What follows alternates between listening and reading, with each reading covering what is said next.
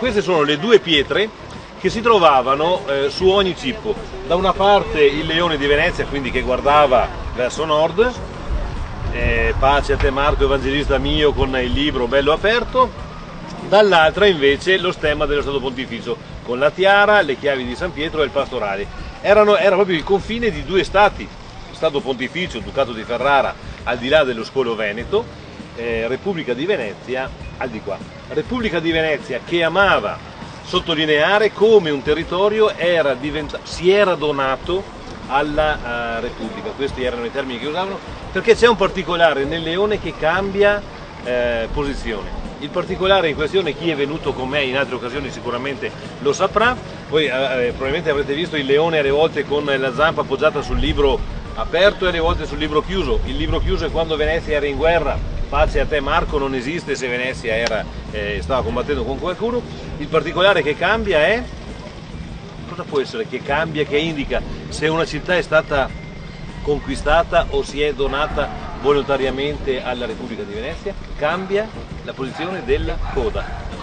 La coda rivolta verso l'alto è il segno di fierezza, quello che voi trovate a Venezia. La coda rivolta verso il basso è la coda di chi se ne va via con la coda in mezzo alle gambe, di chi ha perso. Se voi girate per le città anche del nord, andate a Rovigo stesso per dirvi, il leone che c'è in piazza Vittorio Emanuele è un leone che ha la coda in mezzo alle gambe, perché Rovigo è stata conquistata da Venezia con la guerra del sale.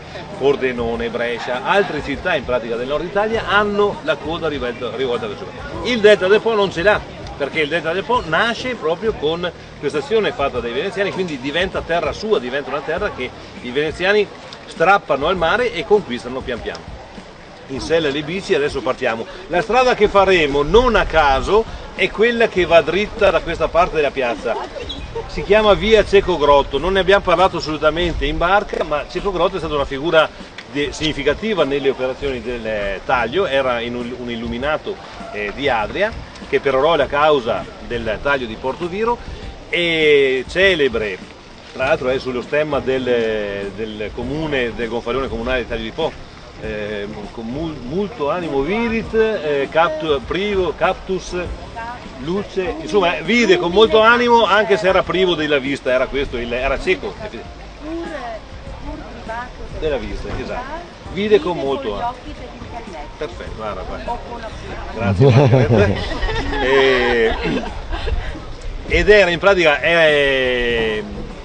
diciamo così, non è folcloristica, però un modo che usò per dire dove andava fatto il taglio di Portoviro: prendete un pezzo di legno, buttatelo in acqua, là dove questo si fermerà sulla sponda, quello è il luogo dove necessariamente bisognerà tagliare il fiume. E insomma, e questo pare che sia stato seguito poi dopo nelle operazioni, tant'è che il giro che noi andiamo a fare adesso ci porterà proprio nel punto esatto dove iniziò il taglio di Portoviro. Bene.